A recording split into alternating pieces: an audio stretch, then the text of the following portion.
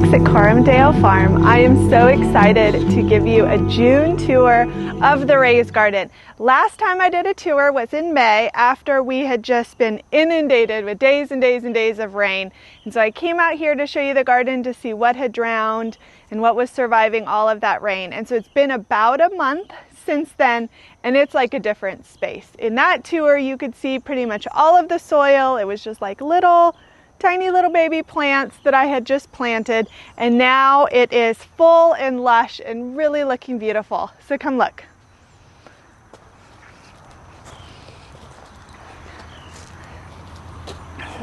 Here with my long entrance, I have my cosmos, and they are taking a long time to set buds. But that's okay, because I really wanted this to be like a tall tunnel that's created to come into the garden.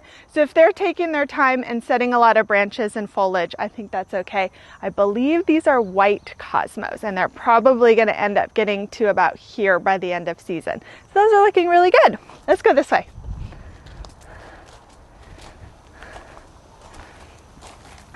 My beans you saw in my summer harvest video, they are producing. They were delicious. We had them for dinner last night, but they are sick, and I think I determined I'm gonna let them go as long as they're producing beans, and then once that production stops, I'm gonna rip them out and either leave this open for a fall crop or just put some flowers in. This is the pride and joy of my garden right now. It is where the most color is happening, and I just love it. These are my Snapdragons. They are a Potomac variety of Snapdragon, and there are just so many different colors going. Unfortunately, they have budworms, so when I cut a bouquet to bring inside, I got to meet all of those budworms in my house, which is not ideal. So next year I know I need to spray pretty regularly with BT. So I decided to leave the rest of the blooms here to just bloom and live in the garden so I can enjoy that color contrast with all of the green. Along with the Snapdragons, I have planted some tomatoes and some tomatillos here that I rooted from cuttings when I was trimming my tomatoes. The reason I did this is the snaps are not going to last all season. The heat will eventually get them. They're going to get too stressed. So I'm going to cut them off at their base, and then tomatoes will just be coming right behind them, and I can add another layer of netting as the support system for the tomatoes. So I thought it was a good idea to not just have this bed empty after the Snapdragons were done, but to have tomatoes coming right up after them. This section is kind of short and weeny, but that's okay. I've got my wall of sunnies here, my glads and roses and onions. This is the penstemon from the seed I gathered from my mom, and it's okay. Most of these are perennials, so the penstemon, the liatris, and the yarrow will all come back next year. And since they are perennial, that's why it's taken them a little longer to get going. I mentioned here, we'll zoom in, I mentioned in my last video in May that it was taking my black-eyed Susan vines forever to grow. It felt like they were stagnant, and I just needed to be more patient because they have really started to get going. I need to come in here and trellis them up a little bit along the fence, but the blooms are just so pretty. It's like an apricot-y raspberry flower, and so they're really finally showing me some effort. So along here I've done sunflowers along every back fence around the whole garden. These guys are taking longer to set their blossom than the other ones, which is really nice because then I'm just going to have a succession of sunflower blooms. In the corners I have my dahlias. I've got some lilies and zinnias, and this space didn't germinate very well. I direct sowed zinnias, and they just, I don't know, they weren't happy. They didn't really come up. So yesterday I came in and I planted a big drift of gladiolas. So those will come up to about here and give me color in a couple months. So this space is going to be filled in along with this area, not blocking my hose link. And these I have some asters. I've never grown asters before. So we'll see what those look like. They're either yellow or purple. That's all I know. This is my purple bean arch. It looks exactly as I envisioned. I really wanted it to climb up the cattle panel so you can see that there's already shade for seating. So visually it looks exactly as I wanted it. Unfortunately, the bean plants themselves are struggling. They have mosaic virus, they have bug damage, and also the heat. It is so darn hot here right now. The heat is causing the blossoms to not actually set and produce beans. So right now I'm just enjoying the arch, but I think what's gonna happen is they're gonna get ripped out and I'm gonna plant a couple squash plants that will have enough days until our frost to produce, and just try to send up another vining arch plant. So we'll see. Kind of a bummer. Darn beans this year. This is my butterfly and hummingbird mix that I just broadcast in the bed when I planted in May, and you can tell that I really seeded it, clearly overseeded it. But I love it. I love how lush it looks. You can't even see the ground. You can see that there's all different sorts of flowers coming up. The alyssum is already blooming. I've got a purple flower coming up. My blanket flowers are just starting to open. I think, based on the leaf structure, the ones lower in here are going to be asters, so they'll send up flowers closer to late summer, early fall. I'm just really loving this bed, and this is a bed that I can just leave. In the fall, when I do cleanup, I can cut it all at the base, put a nice mulch over it, and next year it should come back as well. So this one just makes me really cheery and happy at how full it is. This section of the garden has the most amount, almost the most amount of dahlias. I've got a bunch of mystery dahlias planted in here with the sunflowers behind them. And then I have a patch of gladiolas, clearly planted at different times. So I have these, which will send up a bloom stalk here in a couple weeks. And then through the rows, I planted another round so that when I cut these back, these guys will get going. So it's not just like a flash in a pan, one and done, but I'll get a couple rounds of glads. And then I just have more dahlias. These dahlias, it could be variety based, but they are the happiest. They have the least amount of heat stress. They're the tallest, and some of these are already setting buds. So I'm really excited about this dahlia corner. My mountain snow euphorbia has lasted so long in the vase. When I did my first bouquet harvest video, I wasn't sure. This is a new to me plant. It still looks perfect in the house as if I cut it yesterday, and I cut it last Friday. So that was awesome. The only disappointment is that it's taking a long time to get going, and I should have planted them way closer because I just don't love how much open space I have in here. So a couple days ago I came in and planted more gladiolas because I just have tons of bulbs. So those will come up through and at least make this area not feel so open. My tomatoes, these I planted last. These are my last of my tomatoes that I planted, and Eric just said, why are they so tall? I don't know. They clearly are very happy where they're living. It's a big beef and a big something. A big boy and a big beef or something like that. They are super happy. They've set a lot of fruit. The fruit is healthy. It's not ripening yet because it's just so darn hot, but the plant does not look weepy and wilted in the heat, and I clearly have to come up with a little bit better staking system than this like holding on for dear life bamboo stick. Another vegetable bed. I have two, there's only 2 tomatillo plants here, and look how big they are. They're massive. Tomatillos get massive, but you have to plant 2, so that's why there's 2 in the bed here to cross-pollinate each other to set fruit. The only bummer is when I came out, I noticed yesterday that there were, I'll try to grab one here, the tomatillos were yellowing and falling to the ground before they ripened. And I opened it up, and this one doesn't have it, but there are bugs inside. There's budworms inside. So it's disgusting. So I need to come through and I need to do another spray so that these guys can actually get to maturity and I can harvest before the gosh darn bugs get to them. Here are my onions. So I've never grown onions before. I bought these sets like 70% off, end of season. They looked like sad little crispy sticks, and I stuck them in the ground and I have onions. So some of them have bulbed up so nicely. And I am just so excited. It's clear that I have some stress issues I need to figure out. Some of these are just probably not gonna make it. They've bent over.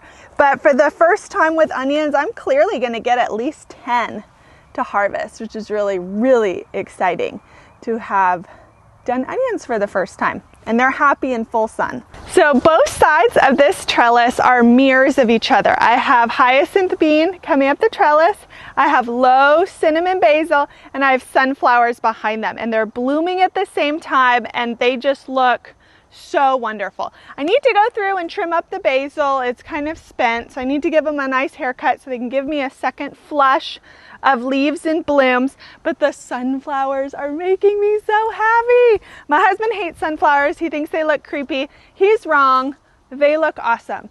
And I love that they face the sun for the sunrise, and then they're like little satellite dishes. As the sun goes over the garden and sets, they turn with it. So by like sunset, they're all facing into the garden, and then they reset. I think that's so cool. So I don't know how long they'll stay on the flower stalk. I might, when they're done, I might cut and maybe try to do another round of them, but I love it. I love this side of the garden. I have two pepper beds. I have a sweet peppers and I have a spicy pepper beds. I would say out of everything in the garden, the peppers are the MVPs. They have been the least dramatic. They have no disease. They only have like a couple random munchy holes from bugs, and they are just producing. They're not dramatic, and I love them. I have 1,000,000 bell peppers setting, which is super exciting, and some sweet Italian peppers going. But here, come in and look at these are King Arthur green bell peppers, and they're just setting all over the place, which is exciting. I also have some red ones, but they have to get to the red point by starting green and then ripening to red. So fantastic, so happy with the peppers. Kind of want to grow even more next year because of how easy they've been. Freaking squash. Driving me nuts. We will do an update video on how all of our squash efforts are going or not going. The positive is that I was able to harvest a bunch of yellow squash the other day, and I grated it and freezed it for zucchini bread. I still have squash producing, mainly the yellow summer squash. The zucchini is being super weeny and taking forever, but they're not totally dead, and the squash bugs have not totally won yet. So I guess we can call that a victory for now. I've got strawberries, nasturtium, and 4 or 5 bush cucumbers in here. These are my happiest cucumbers compared to the other bed. I'm not really sure why. Maybe it's because these are a little bit younger, or no, they don't get shade first. They get shade first. So I don't know. But it's very happy, very healthy, producing cucumbers. I've already done a cucumber harvest and did a quick pickle recipe in the fridge, which I'm super excited to try, see if we like. But cucumbers are happy. Strawberries, I'm still going in and picking out the blossoms so they can create nice roots. But you can see how I'm getting big, nice strawberry plants. So when they come back next year, they'll flush extra big because of all that root growth and give me even more strawberries and bigger strawberries, not like the little tiny weeny things you typically get. So that's awesome. My dahlia bed is here. I added these purple posts. I spray painted them just to add some extra color in the garden, and I love them. Once these get a little taller, I'll take some baling twine and kind of create a corral system around the dahlias so that when they get top heavy with the blossoms, they can just kind of like lean against the string. It's not like a tomato where it needs a lot of structure along its spine. Really, these guys just need some help holding up those big blossoms they put out. So these, pretty happy. This corner of the garden is super full compared to some of the other corners that have gotten a little more sparse. My Amy Dill is exploding. I need to come in here and actually give her a haircut so she keeps giving me blossoms and doesn't totally go to seed. But these are so happy. In the back row are hollyhocks that from seed I saved from Albuquerque. I don't know if they're going to end up sending up a blossom this year. Sometimes you can get hollyhocks that aren't a true biennial but will send up a flower the first season. I'm not sure about what with save seed how that all works, but the foliage is fantastic, so I'm happy. I've got 2 dahlias here. Here's my calendula. I've really enjoyed the calendula. It was some of the first color to bloom in the garden, but calendula is often grown as a trap crop, similar to nasturtium, because the bugs love them and flock to them. And that's completely proven true with my calendula. It is an aphid party going on here. That's why some of it just looks so floppy and brown and gross. Aphids everywhere. But because I don't spray heavy pesticides and I'm not using a lot of that heavy duty stuff, I've actually attracted some wonderful beneficial bugs to my garden, particularly lacewings. Lacewings love aphids. They help and dine on them. So when I go through here and I knock the plants, like an explosion of lacewings come out. Unfortunately, the lacewings aren't controlling enough of it, so I do have some dieback.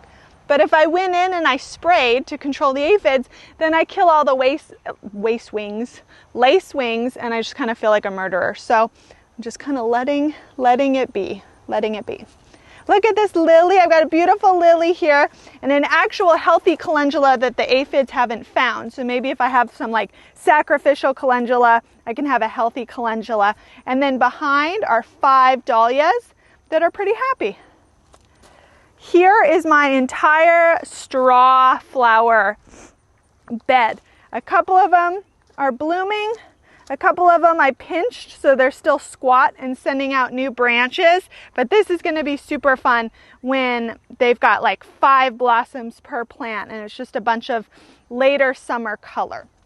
And behind I have morning glories.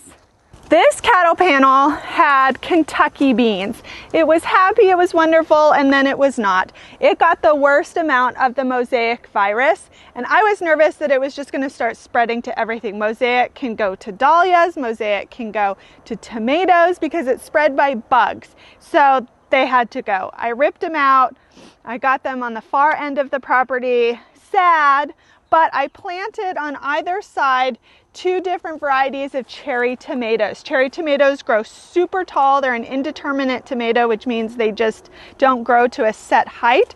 And I'm anticipating getting to at least here with the cherry tomatoes, and I can get tomatoes later in the season. So not terrible, but a bummer to lose another one of my covered arch visions. But it's okay. It's okay. Here I have more morning glories. So my mom warned me and she's like, Alex, be careful with morning glories. They go crazy. They get really unruly. And I was like, no, it's fine. My idea is perfect. No flaws. Mom was right. The morning glories are insane. Like, what is this? The morning glories have started like trellising and growing on itself. They're growing so much. Regularly, like weekly, I have to go in and I have to give it like a top haircut and also cut these runners that are kind of coming out trying to snaggle everything else. But I love them. I mean, these blooms are just too hard to pass up. It is a bright purple color that's open in the morning and then they close up at night. So I'm still glad I grew them, but Mom was right that they grow insane. This is my entirely cucumber bed. I have my pickling cucumber that's on a trellis, and then I have my Space Master bush style cucumber. Now when they say bush cucumber, they don't actually mean that it just stays like a plump little squat bush. They just mean it doesn't send out like 8-foot vines. It sends out only like 3-foot vines. So that's still why I have like this spillover for a bush cucumber. But they're going crazy, they're healthy, and I have tons of cucumbers. Let me show you some of my cucumbers. I also have a million bees. Come on the other side, I've got some here. So I've got a pickling cucumber here. He's ready. I gotta get him. So see these guys, see how they look like all squirrely and curled? The reason for that is insufficient pollination. They just didn't get the right amount of pollen, so they're growing kind of funky. They'll still taste okay, but that's why they look a little wonky. But let me find one that is nice and straight and how it ought to be with pollination. I know I have one. I saw one. And try not to get stung by a bee. The bees are like taking over the cucumbers, so I'm gonna let them be. Let them be. Ha ha ha ha ha. In this corner, I have my coxcomb celosia. That's the one that looks kind of like the funky brain coral. I've never grown this before. I've pinched it a lot. It is looking like the most insane plant I've ever seen in my life. Like, what is this? Like, look at this stalk and how wide it is. And then you can see the flower in the middle. I don't know if it keeps getting taller. I don't know if I should pinch again. Who knows? Funky but neat.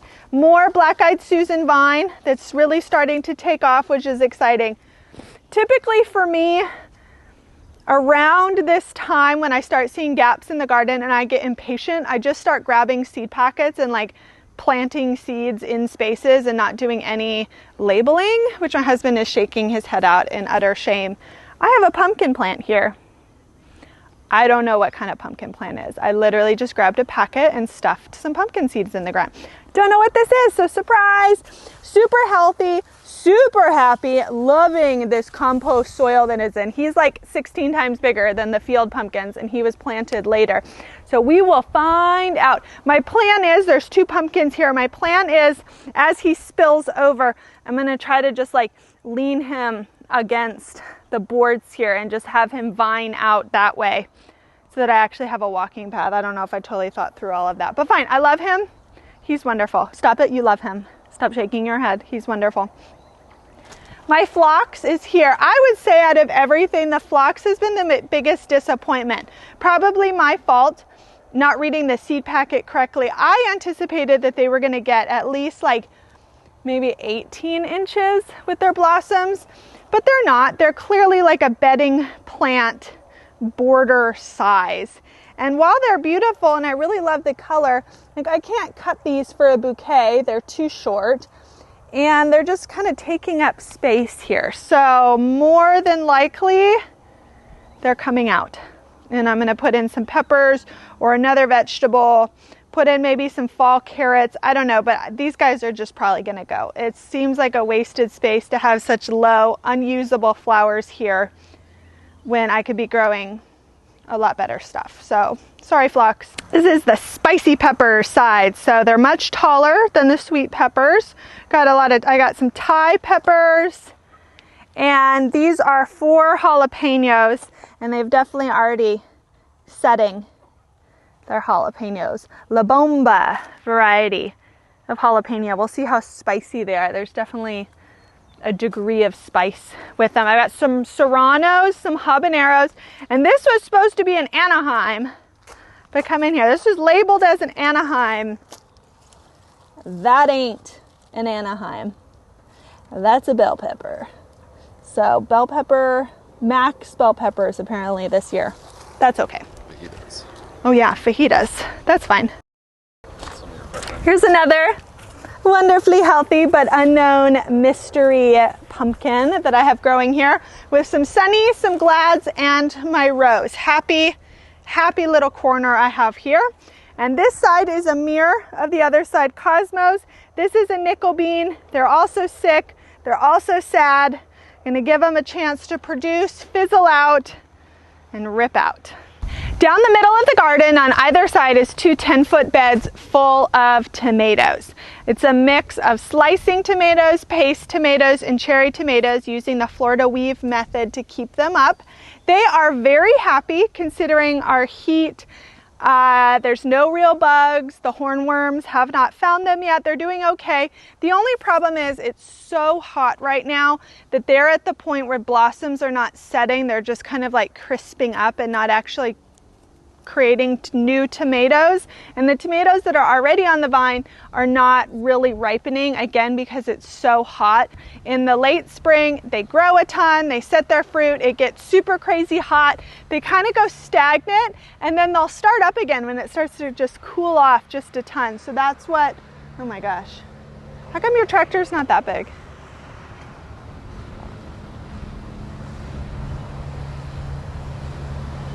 Tractors have been out in force over the last couple of weeks. You know, if that is full of herbicide, all their bale spears. Lord help me. So I'm not anticipating the tomatoes ripening anytime soon, although next week we're going to be in the 80s, so we might have a burst of activity, which would be really nice. But you keep them alive, you keep them happy, and when it starts to cool off a little bit more at night and the temperatures back off the hundreds, you'll be getting a lot of tomatoes. So keep them happy, do not despair. This is totally typical for tomatoes in really, really hot areas. So that's the tour. Everything looks wonderful. Sometimes I tend to get a little more negative when I shouldn't, because when you look up close, you see a lot of the bug damage, you see some of the bacterial issues, but really if I look at the before pictures from the last tour in May and I look to now, it is just wonderful, and it's an explosion of growth and things are really happy. So I just got to keep them well watered, keep spraying for the bugs that I do want to treat for, and probably by July I'm really going to be harvesting a lot out of this garden and lots of flowers. So I hope you enjoyed this tour. I plan to do more specific updates throughout the season as they're blooming, like I'll do a dahlia video, we'll do an update on the squash, we'll do some specific harvest videos and whatnot, but I hope you enjoyed seeing how things are doing in June. See you in the next video.